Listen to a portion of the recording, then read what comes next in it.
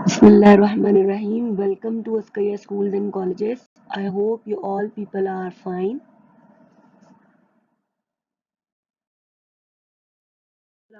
Assalamu alaikum. I am your teacher Sajda Lakat and today we will discuss lecture 2 of chapter 1 and our topic will be Introduction to S&P block elements. Period 3 elements को हम discuss करेंगे आज.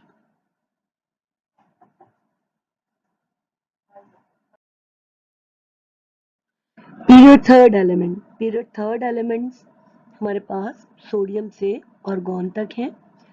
यहाँ पर total 8 elements हैं period third में और ये एलिमेंट्स हैं sodium, magnesium, aluminium, silicon, phosphorus, chlorine and argon.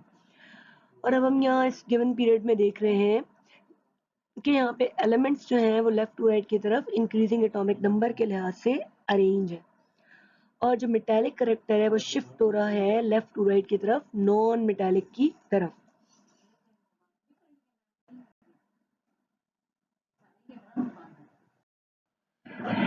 अब हम चलते हैं पीरियड थर्ड एलिमेंट्स की इलेक्ट्रॉनिक स्ट्रक्चर या इलेक्ट्रॉनिक कॉन्फ़िगरेशन की तरफ. अगर इलेक्ट्रॉनिक कॉन्फ़िगरेशन की बात की जाए तो पीरियड थर्ड एलिमेंट्स में जो वैलेंस ऑर्बिटल्स हैं उनमें जो फील्ड ऑर्बिटल्स हैं वो 3s एंड 3p हैं. जैसे कि सबसे पहले अगर हम सोडियम की बात करें तो सोडियम की जो वैलेंस इलेक्ट्रॉनिक कॉन्फ़िगरेशन है दैट इज 3s1, मैग्नीशियम की है 3s2, एल्यूमिनियम में दो वैलेंस ऑर्बिटल इन्वॉल्व है s and 3s and 3px. दो इलेक्ट्रॉन s ऑर्बिटल्स में है और एक 3px में. सिलिकॉन के अंदर दो इलेक्ट्रॉन्स s ऑर्बिटल में हैं जबकि दो इलेक्ट्रॉन p ऑर्बिटल्स में हैं. इसी तरह से फास्फोरस के अंदर दो इलेक्ट्रॉन s ऑर्बिटल में और तीन इलेक्ट्रॉन p ऑर्बिटल में हैं. सल्फर को देखते हैं. सल्फर में दो इलेक्ट्रॉन s ऑर्बिटल में जबकि चार इलेक्ट्रॉन हमारे पास p ऑर्बिटल्स में मौजूद है. अगर हम नेक्स्ट हैलोजन की बात करते हैं क्लोरीन की तो यहाँ पे हमारे पास दो इलेक्ट्रॉन s ऑर्बिटल में जबकि p में हमारे पास 5 इलेक्ट्रॉन्स मौजूद है. आर्गॉन में हमारे पास दो इलेक्ट्रॉन्स 3s ऑर्बिटल में हैं जबकि 6 इलेक्ट्रॉन्स 3p ऑर्बिटल्स में. अब यहाँ पे आप ये देख रहे हैं कि हर जगह नियॉन मेंशन है, हर एलिमेंट के साथ नियॉन मेंशन है. तो अब नियॉन का क्या मतलब है? यहाँ पर नियॉन जो है वो complete electronic structure of neon atom को शो करता है. जैसे कि सोडियम है यहाँ पे 3s1 से पहले क्योंकि सोडियम का एटॉमिक नंबर है 11 तो 11वां इलेक्ट्रॉन जो है वो 3s ऑर्बिटल में है. तो उससे पहले के जो आपके पास 10 इलेक्ट्रॉन्स हैं वो इससे पिछले ऑर्बिटल्स में है और ये जो 10 इलेक्ट्रॉन्स हैं ये शो करते हैं नियॉन 10 की कॉन्फ़िगरेशन को. सिमिलरली मैग्नीशियम में जो लास्ट के दो इलेक्ट्रॉन्स हैं एटॉमिक नंबर है 12 तो लास्ट के दो इलेक्ट्रॉन s ऑर्बिटल में हैं जबकि बाकी जो 10 इलेक्ट्रॉन्स हैं वो पीछे मौजूद हैं पिछले ऑर्बिटल्स में और ये टोटल 10 इलेक्ट्रॉन हैं जो नियॉन 10 की कॉन्फ़िगरेशन को शो करते हैं. ठीक है जी. इसी तरह अगर हम लास्ट में ऑर्गन की तरफ चलते हैं तो लास्ट में हमारे पास 8 इलेक्ट्रॉन्स जो हैं वो मौजूद हैं और 8 से पीछे 10 इलेक्ट्रॉन्स और हैं जो नियॉन 10 की कॉन्फ़िगरेशन को शो करते हैं. इसी तरह हर एलिमेंट में तो प्रीवियस 10 इलेक्ट्रॉन है या 10 इलेक्ट्रॉन्स हैं उनको हम नियॉन 10 की कॉन्फ़िगरेशन से शो कर सकते हैं. उनकी जगह हम नियॉन का सिंबल शो कर सकते हैं. नेक्स्ट हम चलते हैं ट्रेंड इन एटॉमिक रेडियस की तरफ. अच्छा जी. अब सबसे पहले ये जानना जरूरी है कि एटॉमिक रेडियस जो है उसकी डेफिनेशन क्या है. बेसिकली एटॉमिक रेडियस जो है वो एवरेज डिस्टेंस है एटम के न्यूक्लियस और इसके आउटर इलेक्ट्रॉनिक शेल के दरमियान. अगर हम ट्रेंड की बात करें तो एटॉमिक रेडियस का ट्रेंड हम ग्रुप में भी डिस्कस कर सकते हैं और पीरियड में भी, लेकिन यहाँ पर हम सिर्फ जस्ट डिस्कस करेंगे पीरियड में ट्रेंड. और पीरियड भी कौन सा? थर्ड पीरियड में. इन पीरियड अगर हम लेफ्ट टू राइट की तरफ मूव करें तो हमें पता है कि लेफ्ट टू राइट की तरफ एटॉमिक रेडियस जो है वो इंक्रीज होता है, एटॉमिक या ionic radius left to right की तरफ डिक्रीज होता है। ठीक है जी। अब डिक्रीज होने या कम होने के कुछ रीजंस हैं।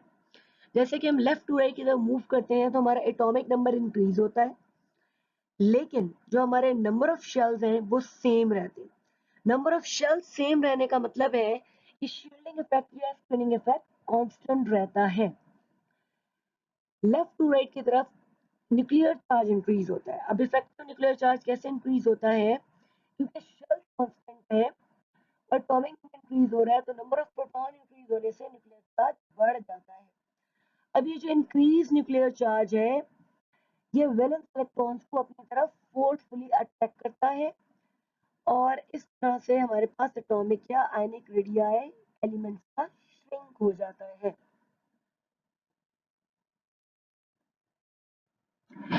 नेक्स्ट है ionic radii of representative elements S and P block. अब यहाँ पे एस&पी ब्लॉक के को हम रिप्रेजेंटेटिव एलिमेंट कहते हैं और यहाँ पर इनके आयनिक रेडियाई को डिस्कस किया जा रहा है। जैसे कि अगर हम यहाँ पे पीरियड थर्ड एलिमेंट के रेडियाई को डिस्कस करते हैं तो यहाँ पर सोडियम जो है, क्योंकि ऑब्वियसली वो मेटल है, तो वो एक इलेक्ट्रॉन लूज करके +1 में जाता है। ये पीरियड के अंदर जो है वो इनकी ऑक्सीडेशन स्टेट है, जैसे कि सोडियम की ऑक्सीडेशन स्टेट है +1 और इसका जो रेडियस है वो है 0.95। आप राइट साइड पे मूव करते हैं, सेकेंड ए ग्रुप का जो मैग्नीशियम है वो 2 इलेक्ट्रॉन्स को लूज करके +2 कॉन्फ़िगरेशन गेन करेगा, +2 चार्ज गेन करेगा और इसकी ऑक्सीडेशन स्टेट +2 है और इसका रेडियस डिक्रीज हो रहा है, आप देख सकते हैं 0.95 से 0.65। थर्ड ए ग्रुप में आप एल्यूमिनियम की तरफ मूव करते हैं तो ये इसके वैलेंस शेल में 3 इलेक्ट्रॉन है। By losing these 3 electrons it will converted into +3 and the atomic radius will be further decreased from 0.65 to 0.50। Group fourth की तरफ मूव करते हैं सिलिकॉन। सिलिकॉन 2 ऑक्सीडेशन स्टेट में एग्जिस्ट कर सकता है, -1 एंड +4। तो अगर हम +4 को डिस्कस करें तो पीछे की तरफ +3 में एल्यूमिनियम का जो रेडियस है वो 0.50 है, जबकि फोर्थ ए ग्रुप में तो ये रेडियस है ये डिक्रीज हो गया है, दैट इज 0.41। नाइट्रोजन फास्फोरस जो है वो 2 ऑक्सीडेशन स्टेट में एग्जिस्ट कर सकता है, -3 एंड +5। अगर +5 को प्रीसीडिंग फोर्थ ग्रुप की +4 से कंपेयर करें तो हमारा रेडियस कार्बन का फास्फोर ऑक्सीडेशन स्टेट में 0.41 है, जबकि ग्रुप 5 में रेडियस 0.34 है। उसके बाद ग्रुप 6 में सल्फर -2 और +6 ऑक्सीडेशन स्टेट में एग्जिस्ट कर सकता है।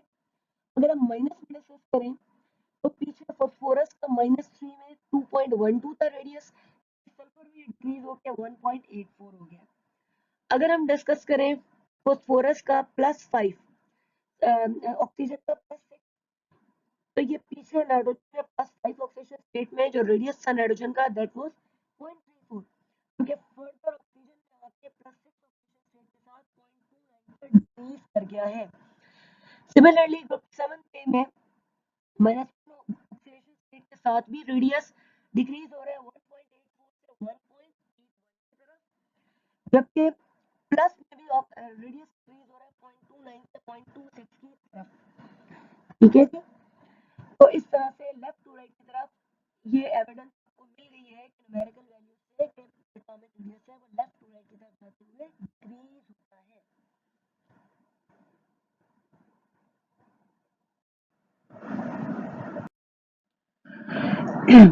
एटॉमिक कोवेलेंट रेडियस, अगर हम यहाँ पे कोवेलेंट रेडियस की बात करते हैं तो कोवेलेंट रेडियस भी हम देख रहे हैं कि लेफ्ट टू राइट की तरफ जो हमारा कोवेलेंट रेडियस है वो डिक्रीज हो रहा है, यानी सोडियम का 1.54, मैग्नीशियम का 1.36 एंड सो ऑन। हैलोजन तक 0.99 इसका रेडियस है, यानी लेफ्ट टू राइट की तरफ हमारा जो एटॉमिक रेडियस है वो भी डिक्रीज, कोवेलेंट रेडियस भी डिक्रीज हो रहा है और आयनिक रेडियस भी डिक्रीज हो रहा है।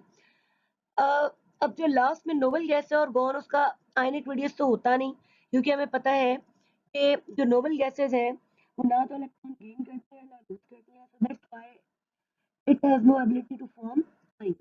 अगर कोवेलेंट रेडियस की बात करते हैं तो हम तो ये बात करते हैं कि जनरल फिनोमेना ये है कि लेफ्ट टू राइट की तरफ एटॉमिक रेडियस इंक्रीज होता है, ठीक है। लेकिन यहाँ पर हम देख रहे हैं कि हैलोजन से और बोन की तरफ रेडियस में ज़्यादा फर्क नहीं है, दैट इज 0.9 है। इट मीन्स कि यहाँ पे सक्सेसिवली जो हमारा रेडियस है डिक्रीज नहीं हो रहा। तो अब हमने ये देखना है कि आर्गन का जो ये थर्ड पीरियड में जो रेडियस है वो हैलोजन से कम क्यों नहीं है, ठीक है। जैसे कि पीछे डिक्रीज हो रहा है, यहाँ पर ये जनरल टाइम क्यों नहीं देखा जा रहा, ठीक है। तो इसको नेक्स्ट स्लाइड में डिस्कस करते हैं। This is actually the exceptional behaviour. जी, तो अब हम डिस्कस करेंगे why the size of noble gases are greater than preceding halogens। अब यहाँ पे रीजन क्या है? रीजन ये है कि इनर्ट गैसेस में एक तो इनका आउटर मोस्ट शेल जो है वो कंप्लीट होता है और इसमें मैक्सिमम जो है वो इलेक्ट्रॉन्स के दरमियान रिपल्जन होती है, ठीक है।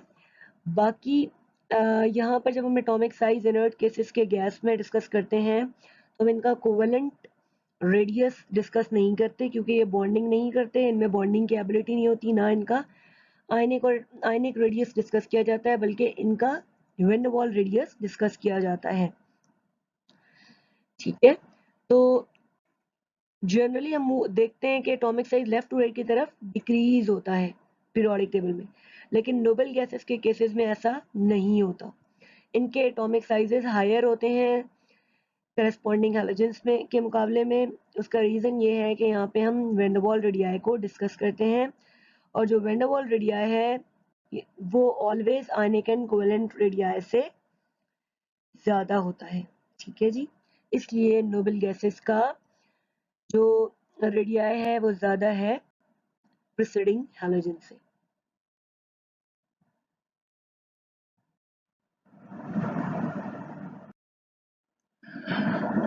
Thank you so much. I hope you understand the lecture. Thank you so much. Stay blessed.